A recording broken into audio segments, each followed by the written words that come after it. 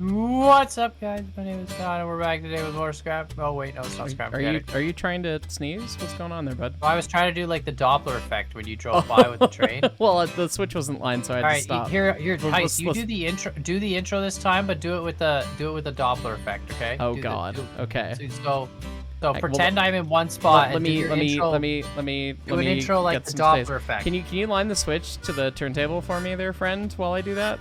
So you're gonna go on the turntable. I gotta spin around. Engine well, we can get the Montezuma out of the way. It's fine. You're just gonna yeet the Montezuma off. Duh. What's up, guys? This is Hyson. I'm coming to the railroad, so that Pecan's not gonna line the switch. I mean, I can just nail Betsy instead. Thanks, Con. Oh, thanks, Con. Dunk. Betsy won the fight. Betsy won. What even is this game? Let's go. It's fine. Go, Betsy. It's fine. It's fine. Don't even worry about it.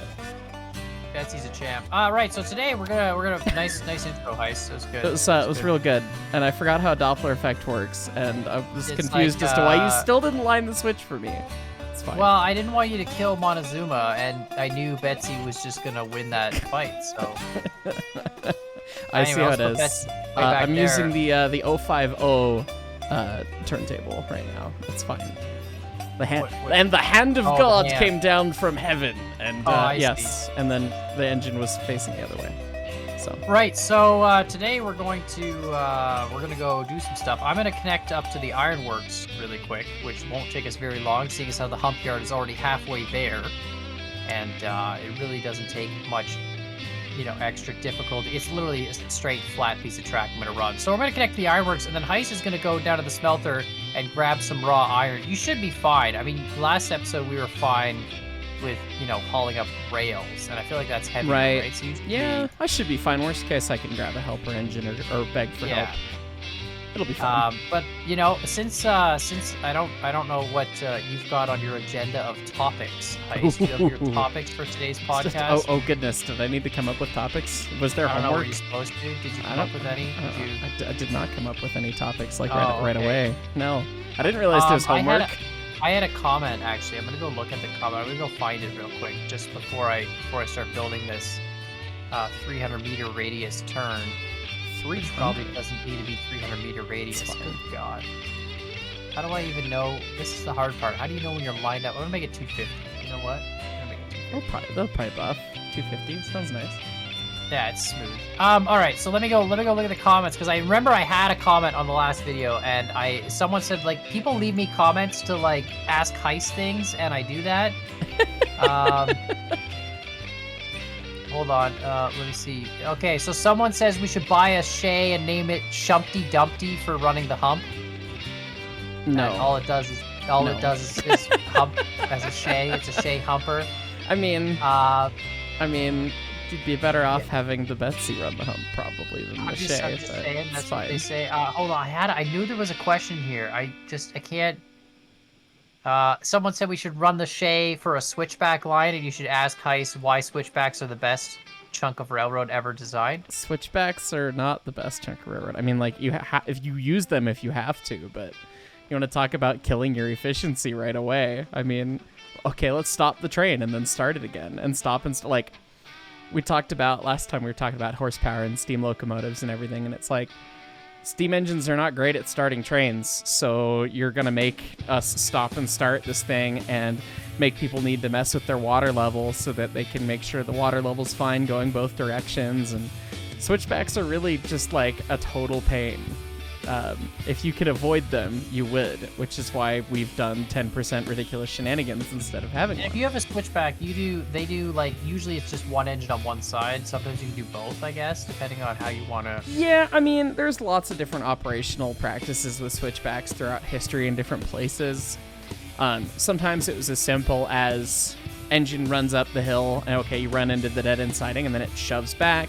Sometimes they had dedicated engines per lane of the shunt pack, or of the switchback. Look at me, you got me saying all these silly railroad terms you've come up with, Con. What, switchback shunting? Shunting lanes and things, yes. Hey man, I talk about railroads as if I was an 8-year-old. Okay, like that's where my railroad vocabulary was born, and that's where it's still at. Well, so. that's fine. It works. But sometimes they would have dedicated locomotives to hand things off to try and make the water problem a little less frustrating and challenging. And sometimes they had really weird setups. Like there was, I can't remember which railroad it was. I think it was, I can't remember. There is a turntable that was used as the switchback. And they would run the whole train across the turntable at the switchback location for another locomotive to then hop on and pull it, if I'm remembering right. Someone will know the history based on the so they had the comments. Turntable, yeah. And they would like drive the whole train over the turntable, which is terrible. Yes. And then what? Flip the engine around and then push the train the other way, or a different engine would be off like one of the I can't honestly remember which one it is. It would probably, I mean, it could be either. With how silly it was, but it was one of those places where it was remote mountain Colorado, and they had to build like a hut over the turntable, so it was like a turntable and what looked like a little castle kind of, because they couldn't deal with the snow filling up in the turntable pit. That sounds terrible. Railroading the winter, not fun. All right, so here's the other comment. Someone said, do you know of the narrow gauge mining town in Santa Cruz known as Roaring Camp? I do. Apparently it burned down in 1940. Is what Roaring I've heard. Camp. So I don't know about the town, but the Roaring Camp Railroad, the Roaring Camp in Big Trees. I thought that was always a tourist railroad, but it is an narrow gauge 3-foot line that's got a lot of the prototypes from the game are actually from there. The original Heisler, before they remodeled it to be older, was kind of as the current Heisler that runs there exists and stuff. And it's a really neat railroad, and it's got some really crazy grades and like 9% grade on the main and stuff. It's like, okay, you're actually doing this? It's a little ridiculous. Quick question. I'm building the Ironworks as a sort of end-of-line industry, Sure. right? Where the main line goes straight at it, and then it'll fork right before the industry into like the, I guess, receiving and output, like input-output sides of the industry, because it's input on one side, output on the other. But if I'm doing that, I wouldn't have like a runaround track. Like how would I, you know what I mean? Like how do I have to have a big runaround track in front of the industry, or does it? Well, really you gotta have some way to run around the train, whether it makes sense to do it at the industry somehow or as on the main line, in like the I need lead to the multiple industry. lanes on both sides, basically. Pretty much, yeah. Either that, or you have them come to a throat where the runaround is, when they've already collected and then split. Yeah.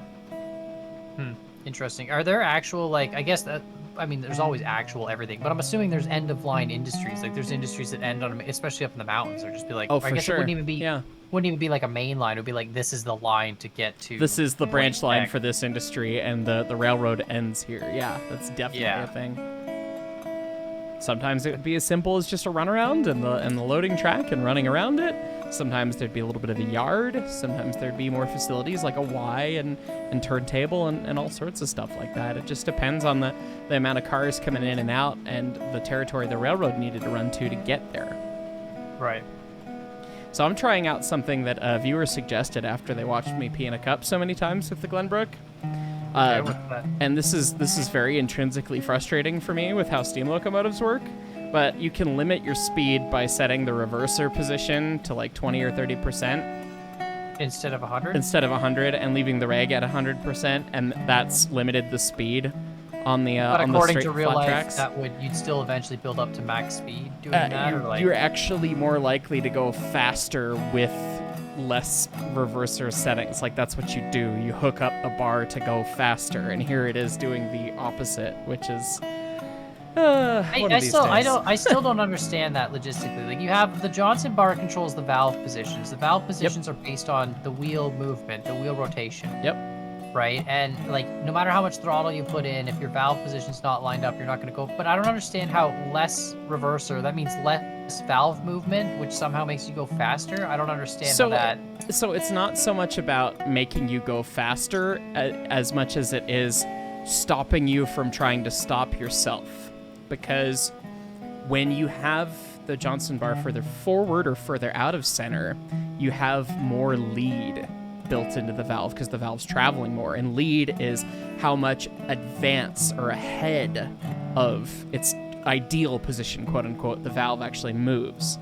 And Right. so you need to have that lead when you're at bigger position settings of the bar, because you need to make sure you can cushion the piston when you're putting a lot of force on it before it gets to the other end, because you don't want to, you have to start slowing the piston down before you can apply power going the other way. If you tried to instantaneously do it, you'd break stuff.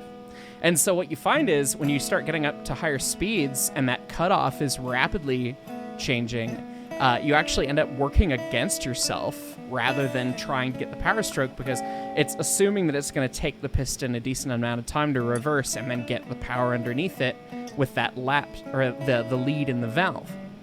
And so that is just designed so that, okay, when you limit the travel, you're no longer cushioning yourself to slow down to apply power in the other direction as quickly, which means you have less effective braking force, which isn't there when you're running slow, and that's why you can have the bar super far forward when you're Just going slow. because it takes so long for the valve to move anyway. It's Yes, exactly. Yeah, okay. And so when you start going fast, you pretty much have to bring the bar up, otherwise you're going to be fighting yourself. And you can feel it, actually. You can feel if you kick the bar too far forward, the engine doesn't like it usually, depending on what the speed is.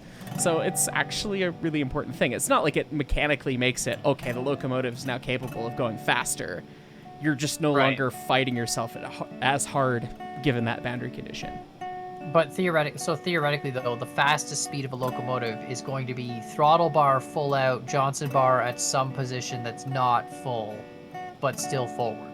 Yeah, still forward, and as high up to center as it possibly can be. And then, of course, load and everything plays into that too, right? But and that also depends on the kind of valve gear you have, because different valve gears behave differently throughout their travel. And this is something that I need to get to in a Serious 101 class at some point. But the engines in game, most of them have what's called Stephenson's valve gear, where there's eccentrics and everything in the middle, based off the axles on the inside that actually set the motion of the valve. And Stephenson is really interesting in that it can have variable lap and lead throughout the travel of the valve gear. So you can set it so that the engine will run, ideally, on center. It will continue to move forward and even one notch in the opposite direction because of the lead that the valve has. And I've actually tested this myself with our GS20 Stephenson valve gear. But that's not your fastest. So your fastest position theoretically is always at neutral then. Pretty much, yeah. But with valve gears like Walshart's valve gear or Baker valve gear, they don't actually let the valve travel far enough to uncover the ports necessarily on center. So you may not be able to have any steam admitted, so it may be 2 notches out of center or 3 notches out of center, depending on how worn out the engine is. Love it. Yeah, it's neat stuff. It's one of those things it's really weird to perceive when you run 491. She's got Walshart's valve gear, and she needs some work in some of the bushings and some of the pins in the valve gear, because each connection in there as it wears contributes to loss of motion or changes things, right? And she still sounds pretty good. She's relatively in time.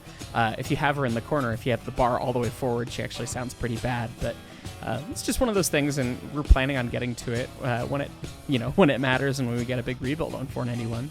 It's just kind of the way they work, wear in, and then that's what the engine does for a little bit. But there is a notch in the Johnson bar where you pull it past that notch and she falls on her face. She's not emitting any steam to the piston anymore. And it sucks with her because she's got the superheater units and everything. So you'd go for one more click back, and then she takes off like a rocket. So I've almost put our conductor on his butt several times trying to hook it up one more and going too far until I learned the bar really well. And okay, you can't go any further than this. What you're saying is putting the reverser or the throttle at 100% and having the gear motor slip infinitely is not that far off from your Walshart's. I mean, kind of, yeah. You go one notch too far, she's got no power, then you go back and she's giving her it's right. Yeah. So it's more realistic, see, that you let on. See, that's what I'm getting at. It's fine. But okay, so if all those mechanisms, they're all steel rods and bushings and bearings and all that sort of thing, right? To make them move and all that. And I'm assuming it's a lot of pivot points that are literally just a rod with like a bushing on it and another rod coming off it. But like, can they ever, I know like all that stuff's gonna wear out. Can they ever wear to the point where it's literally just an ineffective throttle, or is it like it's Oh yeah. got too much, Yeah. You hear an engine that's really worn out, it'll start sounding pretty out of time where the valve events are no longer evenly the forward, valve can like right? go where it wants to go rather than going where you're telling it to go type thing? Yes, or the is it steam can kind of push the valve where it wants it to go rather than where it's being constrained to go, because you've lost that constraint by wearing out the bushings or the pins or whatever it is. And so you'll you just hear feel that, like you can just tell. You'll hear it. The engine won't go chuff chuff chuff chuff chuff chuff chuff chuff. It'll kind of go chuff chuff chuff chuff chuff chuff chuff chuff. You know, they won't line up anymore. But yeah, Well, that's unfortunate. it's always a bad time, and hearing engines that are out of time is kind of annoying, and it actually makes a big difference. Like people are like, oh, it's fine, you know, it'll run out of time and that's okay. Well, yes, but think about what it does with fatigue stress. You're no longer evenly stressing your it. Your car will run out of time too, but that's not like, you know, if your camshaft is unevenly worn and it runs out of, like, sure, it'll run, but it'll blow up soon too. Like, it's not... So steam engines, because they're so low RPM, they can get away with it for a long time. But if you think about it, I don't know if you learned fatigue stress and that sort of fun stuff in your engineering adventure. I hated that in engineering. It was the worst. It's not the most simple thing to understand, but it's a very dry material. It is. But if you boil it down to the important piece for the point I'm making, if you evenly stress something, so I push on a rod and I bend it one way to 50 pounds, okay, or 50 psi, whatever it is, and then you bend it exactly the opposite way to 50 pounds again, you have even fatigue stress, so that you're trying to bend the thing back and forth, and like you bend a paper clip and eventually it fails because you bent it back and forth too much. Yeah, you get the same effect. You get the same thing, but it's compounded significantly if you don't have the force be even. So if you do 50 psi one way and you do 30 the other way, you're going to break that component a lot faster because the fatigue stress is uneven. And so if you have uneven exhaust beats, you're giving uneven power, which means you're getting uneven stress in all of the components on the locomotive as far as the running gear goes. And so, oh, it's fine, it'll run like that. Well, I mean, yes, it will run like that, but you're going to destroy the locomotive, you know, based on a fatigue stress reason pretty quick. How, have you ever seen a locomotive fail that way? You ever seen that? I've never seen a really spectacular failure of a locomotive in person. Ever? Like for anything? It's never been... I've never seen it. I was there one day when we had a piece of the suspension break, and that was sounded fun. That was the funny thing is the sound wasn't that bad. Apparently, I wasn't on the engine. I was over in the shop getting ready for, I don't know, something else, and we're getting ready for ops that night, so I had something else to do. But the guy who was running it, he said it just went dink, like high pitched, like, oh yeah, something sheared off, and then the engine sat different, and it's like, oh, that's not good. So we limped it back to the shop and cut out a piece and fatted it together and threw it together pretty quick. I think we did have to delay some of the ops for it, but that's a tense moment.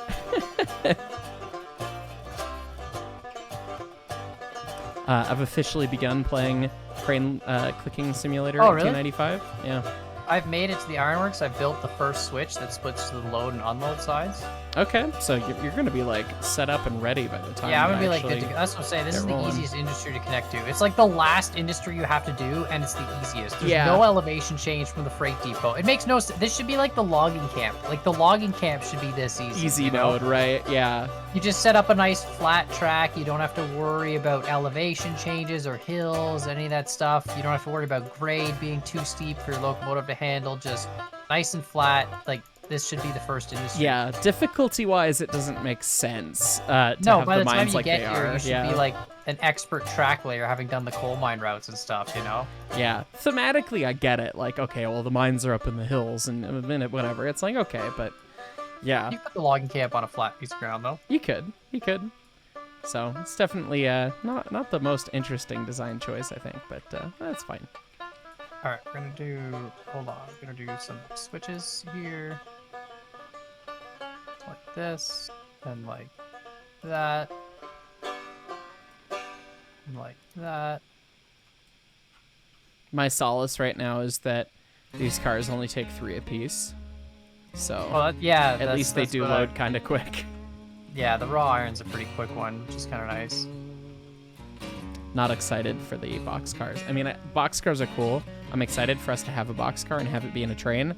I'm just not excited to load it. You only need one though. It loads like 64 tools, and it loads them one at a time. It's fine. And, yeah, and like how many? I don't even know. I'm right here right now. I should check. How many tools can we actually even make at this? I think we can have maybe 100, and I think the car takes 32, so you can really only load like 3 of them. Cars. But even then, unless it's like no, that's not true. If you have the inputs of the industry full. Oh, okay. So you could have more than that, yeah. Yeah, you could load up more that way. But it's like, for the amount of tools that the oil field and everything uses afterwards, you really don't need that much. The ratio doesn't make sense. No, the tools I think should just be a little bigger and less, like maybe 10 per boxcar or something, or even 8. And then just make it like a bigger tool chest, you know? And then that way it would... Yeah, there's no reason that they need to be these little crates. And there's also no reason that you need to click on the crane that many times, but it's fine. I always loved when I was a kid having trains that were, which I understand this is very unrealistic, but trains that were just made up of all boxcars, you know? Like big... Oh, that's not unrealistic. That's a thing that happens. No, I mean in the narrow gauge days, you wouldn't have all boxcars. Nope, that's still a thing that happened. Yeah.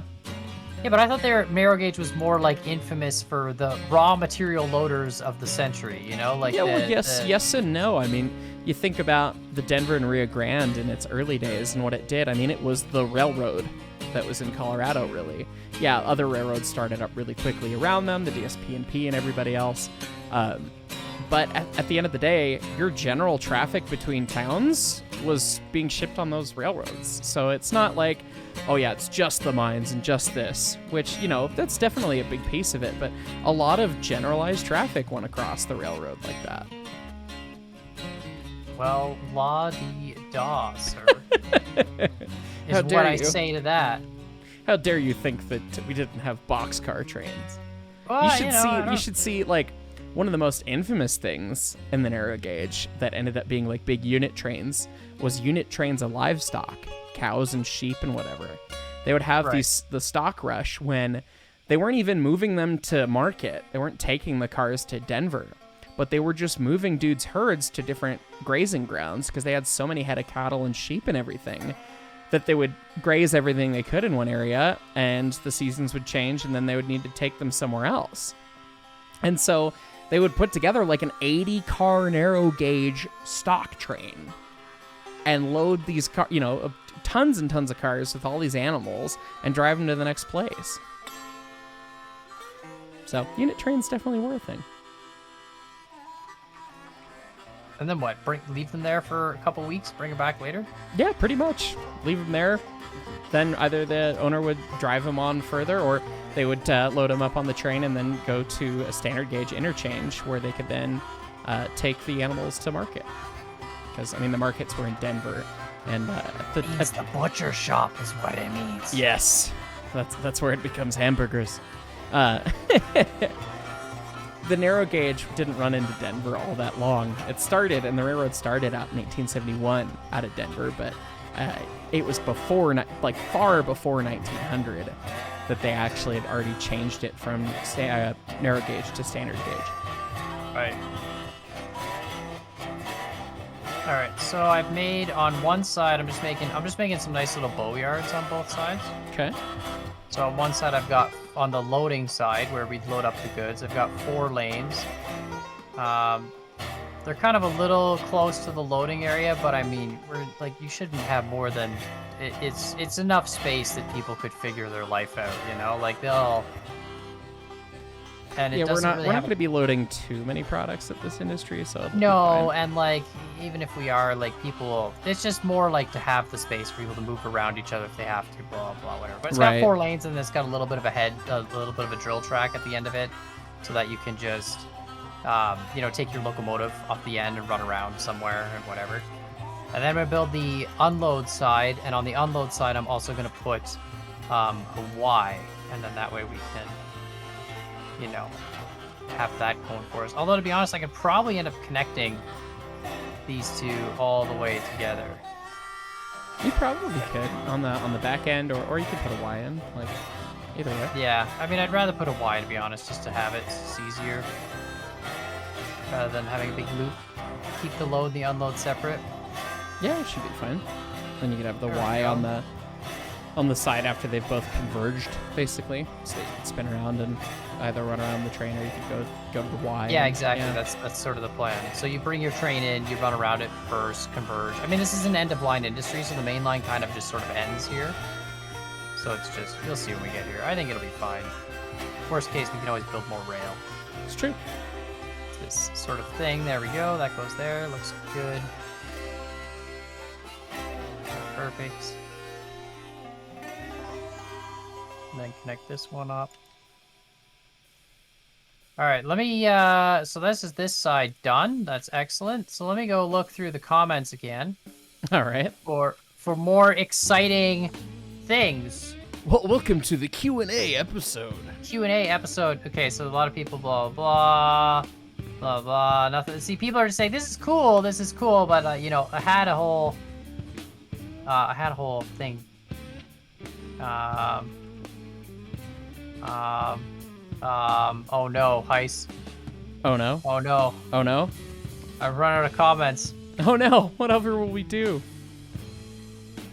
Oh, here we go. The Brits apparently had 3 different steam engines they put to a test. That's okay. That's the extent of the comment. Wow, that's exciting. Okay. Tested 3 steam engines. I mean, I'm pretty sure they had more than 3. It was an entire. This was country, back, but this yeah. is in reference to like that 1800s who made the first. Oh, steam the engine. early. Okay. No, that sounds about right. Those early steam engine comments. I'm gonna have to go back in another video, Heist. I'm gonna have to go back and look at. You should look at some of your. I mean, I would, but you know, I feel like this is like the gateway. Right. Let me see here. Okay, we're gonna go back to another one. Okay.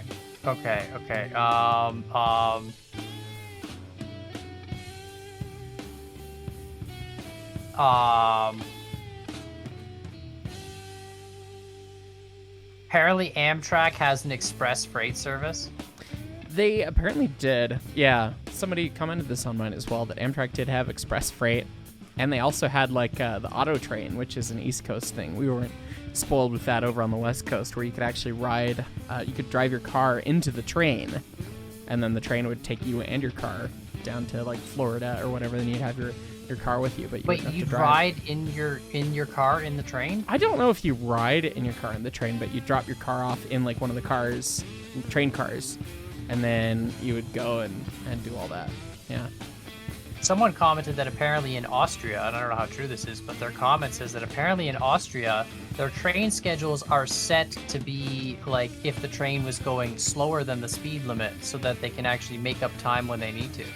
Well, that's relatively accurate. You try and make sure that you can keep to the schedule that you have, so that if you have any changes or you have anything come up, you don't run into problems making schedule, because the best train is a train that runs on time, not a train that's ahead of schedule. You want to be able to plan this sort of stuff. So that is pretty common in train design overall. Yeah. I almost did a stupid. Oh, okay. Oops. I don't know how much you can talk about it, but we've never really talked about it. You said you used to work for like what, the BNSF, which is up in Seattle. It's Yep. like a railroad. Well, BNSF. I mean, they're more than just up in Seattle, but yes. What does BNSF actually stand for? It's like- Burlington Northern Santa Fe, and I am failing at doing this Dutch drop right now. Things are about to Kenosha. I can smell it. Oh, that's Oh, yeah. I did this to myself. okay. Perfect. So anyway, so it's okay. So it's a railroad up in. I don't know how steep that is. That seems really steep.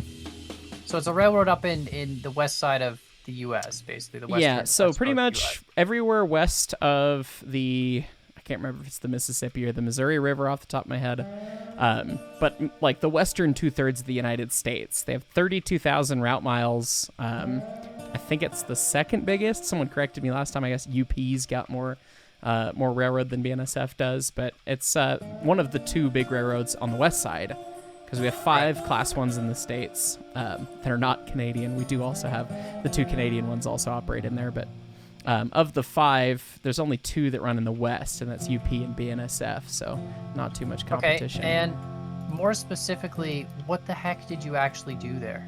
I was a mechanical foreman 1 by title, which is a fancy way to say shop supervisor.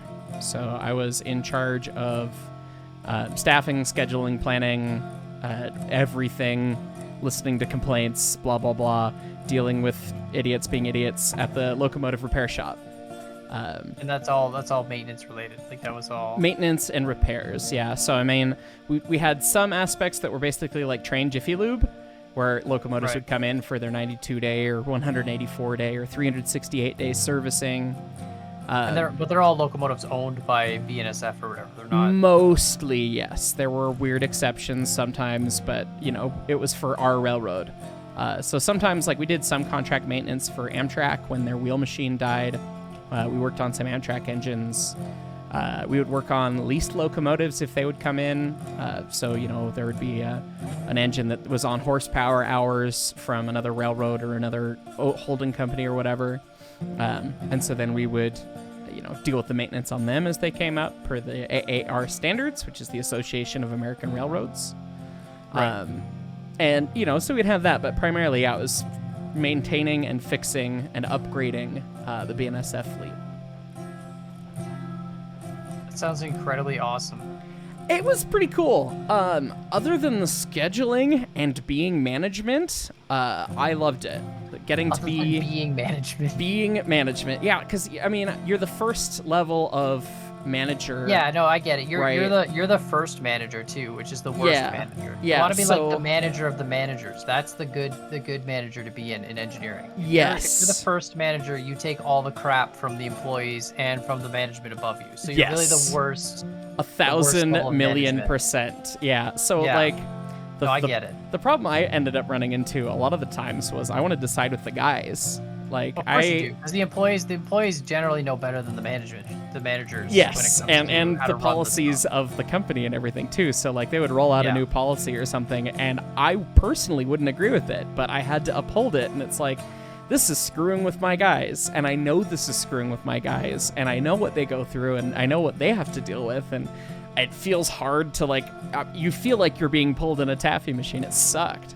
So that, and then the schedule, I mean, they could never find a supervisor schedule that made any sense for us. It was just the worst. So that's about right.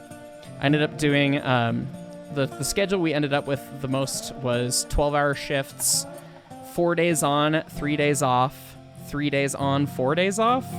So you kept the same days off, except for one you would flip-flop. So I would work Sunday, Monday, Tuesday, and every other Wednesday, but from 5 p.m. to 5 a.m. And it was, oh, you're management, so you're expected to show up early, and my game crashed. That's, oh, are you moving?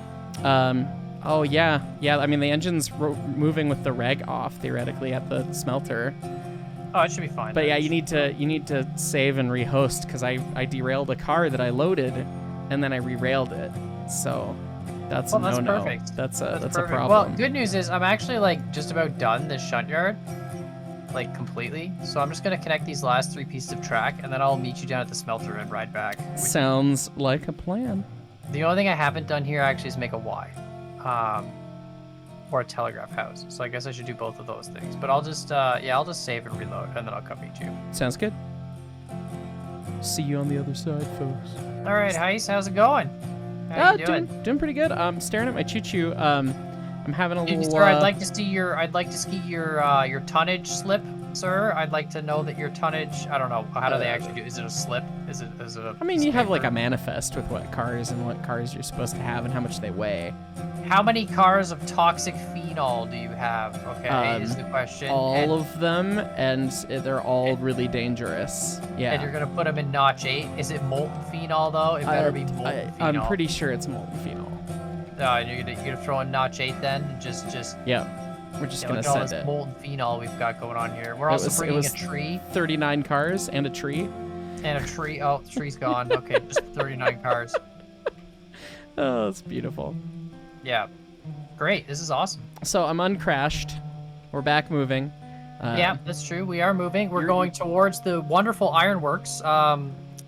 It's interesting because our freight depot isn't actually a loop anymore, which is like, I've never done that before. So now our freight depot, we just drive right on past the freight depot as like a normal mainline thing. Blow right through it. Yeah. Well, it'll be fun. First station on the route. Back That bridge bothers me. Do you see that bridge piece that's like not Which one? connected there? Like every time we Oh. drive by it. Yeah, it's a little sad. It's fine. I'm just gonna do some maintenance while we're dying. Sounds good. Just dropping trees on the train. Yeah, hopefully not on the train, but if it happens, it happens. You know, that's what happens. Spice. I was gonna call you spicy. So spicy. This is heist. Heist. We're getting spicy. Indeed. Do you hear those chuffs? They're chuffing I do. pretty. I want to hit the hill with some speed because we're gonna slow down pretty significantly. I think with 12 cars. Because the last time we ran, we had 8. So I don't know. No, we did 12, didn't we? Didn't we do 12 I'm pretty cars sure of we rails? did 8. Was it 8? Yeah, I don't think it was 12 cars because we didn't have 12 cars of rails. Oh, So- we only did. So we only. Oh, there goes that tree. See ya. Later. No, we only did 12 cars. That's right. We did 12 cars to the iron mine. Yeah. But we only did So I don't know what it'll do with 12. So hopefully. But it'll raw do it, iron's but- lighter. Raw iron's like only 9,800 pounds. Rails are like 19,000 pounds. We're like half the weight. Okay, like it should work, but I just wanted to make sure I hit it with a little speed, make sure we make it happen. So, Are you at full reg right now? yep, full. It Yeah, seems like that it's doesn't- slowing down a little bit, but it seems like it's doing it. Yeah, that So doesn't sound great, does it? we should make it because you got the little flat section after the curvy bridge up there, True. real brief, and we'll be able to accelerate a little bit there, and I think we'll be fine. The worst case, I'll case, get out and push. You know. Oh yeah, and that I'll- helps. I have at least another 2,000 pounds of tractive effort, I think.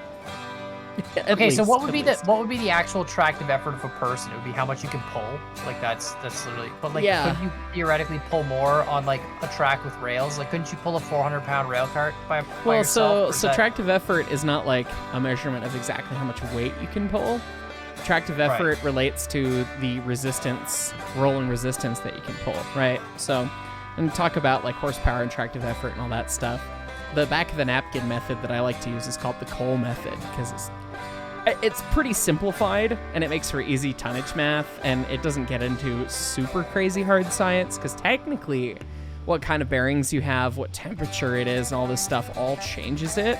But the Cole method simplifies things down to, okay, for this many pounds of train, this is how much rolling resistance you have per that many pounds of train, you know, dragging behind you on a straight track. Curves add this much, grades add this much.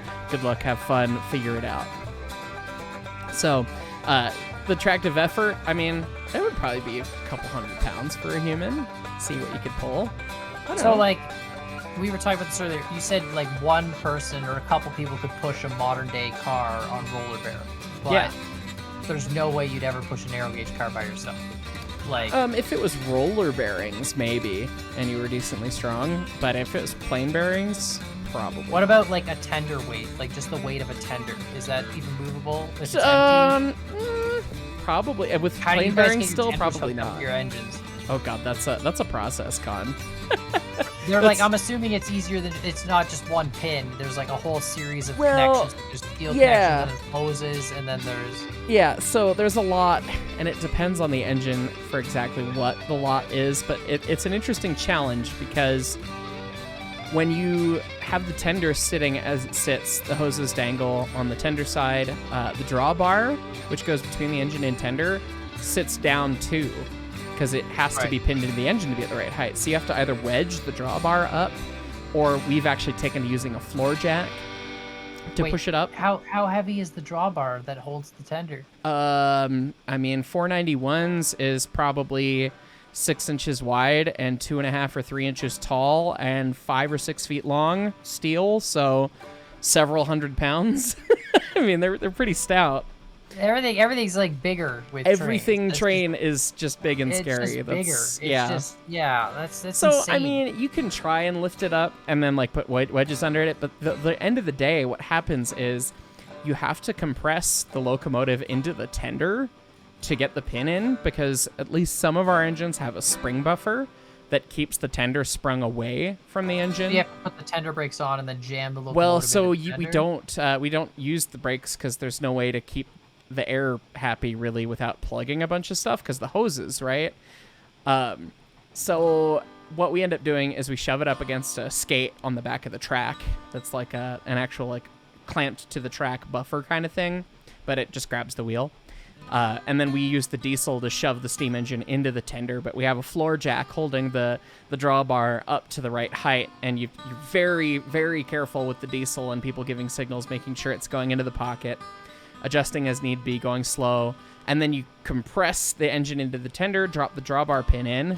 Then there are safety chains, which are a replacement for the drawbar. So if you have a problem with the drawbar, you have 2 chains that run from the engine and tender that are super, super heavy-duty chains. They're actually strong enough to hold the tender, like to keep it attached? Oh, God, yeah. The links are made out of, like, inch round bar, or maybe even bigger than inch.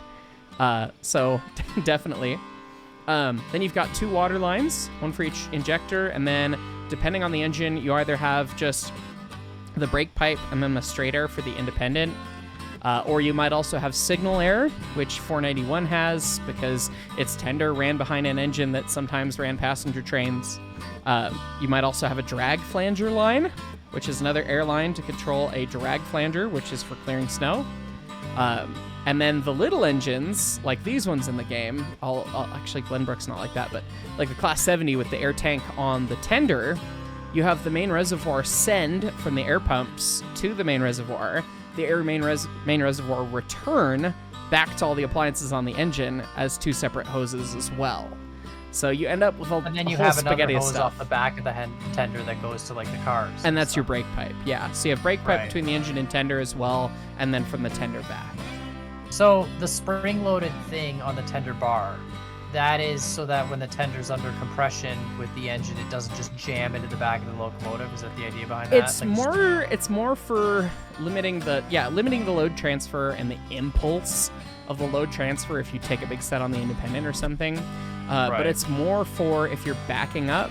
That way the tender doesn't hunt really bad. Because I've ridden in an engine that didn't have one, and the tender, as you're backing up, tender leading, it just goes bang, bang, bang, Yeah, bang, it's back gonna- into the it's engine. gonna just smack all the like the draw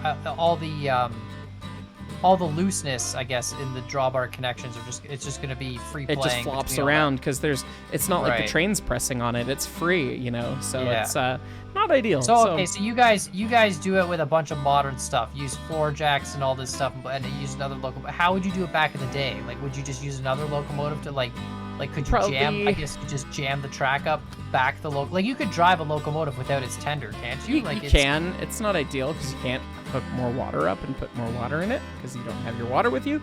Right. But you certainly can, and I'm sure that's happened where they put the engine together under its the own power. boiler's just full of water, and they're just like, all right, we have until this thing boils down to. Right. We need to get the tender hooked up, and you could hook up other things. Like if you're at the shop and doing this, like it wouldn't be so dire that you wouldn't be able to do it. So wouldn't be the end of the world. But you definitely, the old school way is getting oak wedges and wedging the drawbar up to the right height and then putting it Right. together. We use the floor jack just because it's easier and you can be out of the way and you can adjust it on the fly without needing to get in between. So it saves us a little bit of time while we're putting it together. And also keeps people out from in between equipment that's coming together, and so it's a big deal.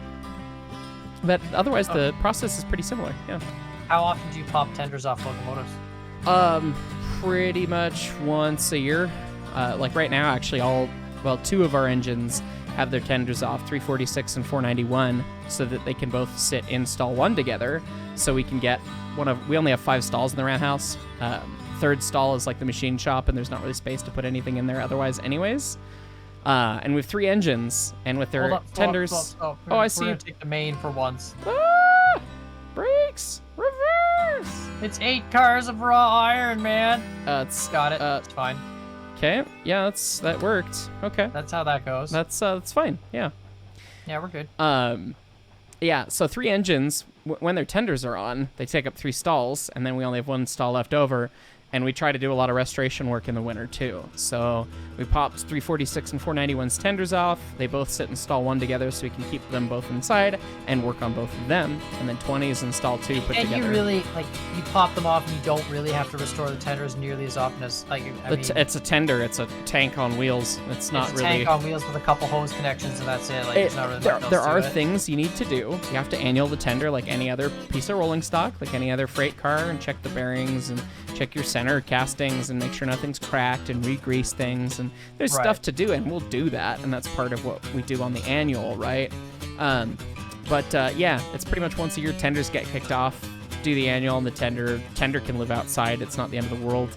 We're not worried about people messing with a tender near as much as the engine. So, yes, we drain them. The tender yeah. once you take it off, and then well, how do you move your tenders around? Do you have a little shover, like a little gas-powered shoving thing, or? Well, so they got a coupler on the back still, so we can use that to move them around. So we try and stick them in a place that we can just grab them with our little gas mechanical switcher, Pee-wee, which is a cute little 8-ton 4-speed manual straight 6 gas engine that runs straight to the track. It's basically a tractor on rails.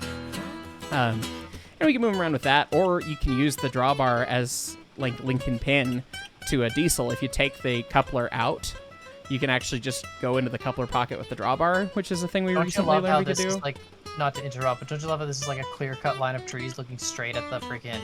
That is fun. It's like, welcome home, son. There it is. The industry only now just popped into view for me. Yeah. So it's a good look. It's a good vibe. Yeah, there's always a way to move stuff around. You can always like figure 8 chain stuff around the drawbar and things like that too if you need to, which been there, done that. So. When you're moving tenders around, so you put the tender somewhere, and then it has a hand wheel, and you hand crank the brakes, but there's no air.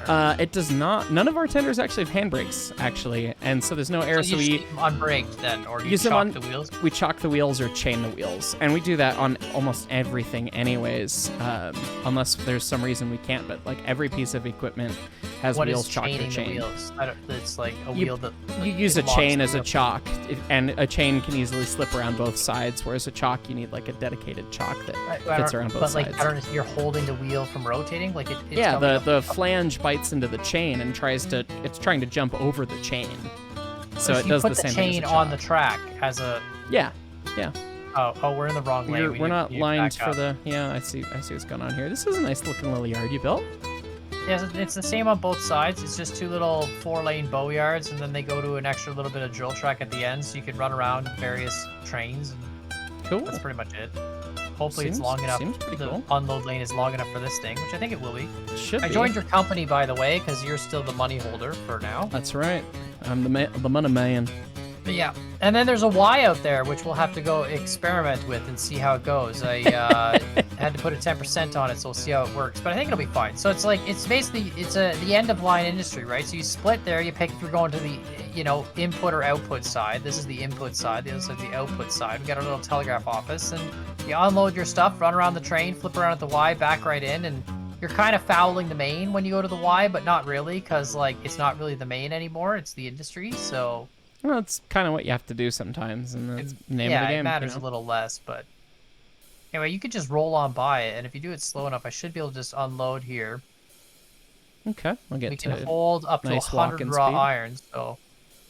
Well, we should have 12 times 3. We should have 36, so. Yeah, good chunk of change here. I'm hoping. We need to get the 280 cook at some point too. I really want that as a road engine. I've heard that's a speedy boy. Yeah, and the Mosca and. Yeah, there's lots of good choo-choos for us to get still. Yeah, true. Actually, the Moscow's another good one. All right, this is working out well. Good speed? Yeah, it looks like it. It looks like I can actually run a smidge faster too. Yeah, hopefully you have enough space here. It's only because these are rails, they unload in 3. If it was like something or beams, if they were like the rails, and there was 10, then it would. You need a lot of space to unload. Yeah. So.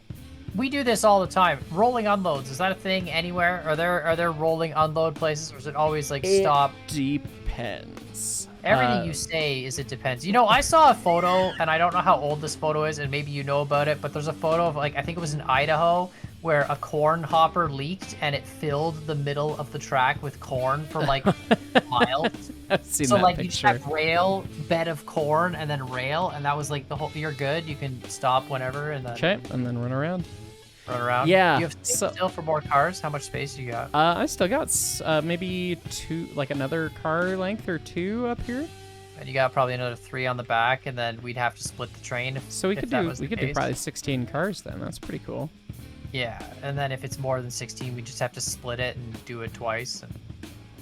All right, I'm gonna come hop on board because you're local. Well, I can I'll flick these switches first. Oh, okay. If you Anyway, yeah. So that was my Idaho adventure. But live unloading, like unloading without stopping. They exist. Places like that exist, and you're usually thinking of stuff like ore that drops out the bottom, and they're doing it like snail's pace. They're going like 1 mile an hour. I'm sure there's other types too, over a grate kind of thing. In the narrow gauge, I don't really think there was any instances of that, just because of how manual everything was. So to unload, you would literally like unload, inch a car forward, unload, inch a car, unload. Like that's yeah. So you'd have to keep a locomotive like fired for ever. Oh, hold up a sec. Yep. I see. Yeah, basically. You literally have to have the fireman and the engineer then just sitting in the locomotive, like keeping the fire just going enough to just like keep your idling. Switch and fire, basically. You know, and that's if it needs to be that way. Sometimes industries were set up so it was like, okay, they've got a long unloading track where you spot 15 cars, and then the dudes with the shovels can go, oh my god, what is this con? Well, I ran out of space. There's no stoppers, so don't bonk too harder. You're just driving off the edge if you do. It's okay. I mean, it works. Like, I figured you could just like turn off your reg and then coast. You know, let your train go up on its own and then coast back down. It works. It works. That's what we had to do with it. Oh, that's there's fine. A tree. That's fine. There's a tree. Hi, tree. You didn't even try to slow down. Nope. I heard your reg still going. Nope. There was no attempt. I did not mentally process the fact that I was going to hit the tree until I had already hit it. So I don't think that one would hold up in the OSHA. What is it? The OSHA union meeting or whatever afterwards. It's fine. It's fine. I don't know what you're talking about. Sir, I did not see the tree. I thought the tree would move for me. I thought the tree was going to get out of the way. I'm a train. I'm scary. Trees should know that. Oh God. Okay. Okay, you put the pin in. Yeah, I'm just gonna do this. Perfect. There you go. Problem solved. Got it. There we are. All right. So tenders. So tender drawbar, right? Is that what it's called? Drawbar? Yes, the drawbar. Right. So they're like it's basically like a big steel bar with a hole on either side, yep. and it's got the hole is pinned to the tender to rotate. Does it have any tilt to it or just rotation? It's a straight pin. Yep. Just rotation. I mean, you can get a little bit of up and down axially, but yeah. Okay, and then it's a fixed length all the time, so that's pretty much it. Yeah. Tender never shifts from. I mean, other than a little bit with the there's spring, a bit of a slot to the pin setup, so that there is a little bit of motion, but it's not much. And then they use an overlapping plate like this. Like, what's the chances of you getting your foot caught between the tender and the locomotive? Very high if you don't know what you're doing. Oh, really high? Oh, perfect. Yeah. That's so good. we always tell folks who come cab ride with us, like, keep both of your feet on the apron, which is what the plate that is on the engine but rides on the tender is called. Because on 491, she's so big and so long that when you're going around the corner, you'll get maybe an inch or two between the tender tank and the edge of the apron. Oh, interesting. But on the straight, there's like a foot or a foot and a half. So it gets to be a bit much. So you definitely have to keep your eyes on it and keep that in mind, because it can be a severe pinch point. So when you're shoveling coal, though, as the tender's moving around a corner, you're standing on the locomotive side? You're entirely on the locomotive side in most locomotives. Over the tender side and like shoveling the coal out? Unless, how do you get the coal from the back of the tender to the front of the tender? With the shovel. in the immortal, you have to walk like further into the tender. In the immortal words of one of my favorite volunteers, Colonel Frank Stapleton, why do I have to shovel all of my coal twice? Right. And it's because you gotta basically shovel it from the back. You gotta go up and, some tenders have slope sheets. And then what, you hit a hill and all the coal slides to the back and you're like, son of a... I mean, we don't hit hills steep enough with trains to make that really a problem, but I mean, that could be a thing. Some tenders do have slope sheets that are designed to have gravity help carry the coal forward. Particularly bigger tenders do that, but a lot of the small tenders don't, because that means you're messing with your water capacity, and water is more important than fuel. So, some little engines don't have it. Why would you just make a sloped water tank then, like a sloped water tank underneath, and have the... Well, because if you're having the tall water legs being at your maximum storage capacity of water, like this tender has, adding a slope means you're removing water space, because you can't make the tender higher because of visibility and other concerns. So. Oh, but you put a slope like underneath the fuel. Oh, I see what you. I mean, I guess if you're reducing, I was saying you put it under the fuel more and fill that space, like kind of like an F1 car has the fuel tank under the driver's seat. Yeah, and the bigger tenders that can afford to do that do. And it makes sense because then you get a better balance and you also get the fuel to tip forward more. You're But the shaking violently, sir. small ones don't. We are running a little fast, aren't we? Yeah. And actually, you can just leave this train hooked up because we're probably going to use these same cars next episode to go do some coal mine stuff. You're probably right. So I guess we can just pull into the runaround and be there. Yeah, just pull into the runaround and leave it there. We don't need a hump just yet. Oh, bummer. Which But means anyway, there's the Ironworks hooked up, so perfect. Got a supply with some coal and some lumber. We could do a big lumber run, actually, which would be relatively quick. we could. And, So lots of options for next quick. time. I'm bummed, Colin, that we're out of time though, because you talked about all the corn in the tracks, and I wanted to tell the story about the drunk grizzly bears that got hit by trains in Montana. Anyway, maybe next time. Okay, well, next time we'll talk about drunk grizzly bears. Remember that for next time. That's the starting topic next episode. The drunk grizzly bears. Yeah, I saw this picture online. It was just a meme, and it was literally like a corn hopper in Idaho or something like that had lost its like one of the gates, I guess, broke, like the sluice gates or whatever. Right. And it literally just filled the track. Like, you have two rails and you have a space between the two rails, and it's full just of corn. All like corn. Yeah. all those cows and farm animals in that area would have been super happy, you know, just like. And the bears. Remember, And the important. bears, yeah. But anyway, let us know what you guys think in the comments down below. Next week, drunk grizzly bears, so stay tuned for that. And, let us know what you guys think of railroads. We're almost done connecting up all the industries, which is exciting. And then we can work on getting all the extra engines, more cars, and then having, more people running more trains at the same time to really just start making the cash. So, let us know what you guys think in the comments down below. Like, subscribe, and we'll see you next time. Bye. Bye. Drunk grizzly bears. Oh my god. Yeah. That's one of my stories from BNSF. That was from a coworker of mine. So we'll get into it next week. I'm quickly running over to the Ironworks to stage some thumbnail shenanigans. Don't put this in, Nicolai. I'm just looking at an industry.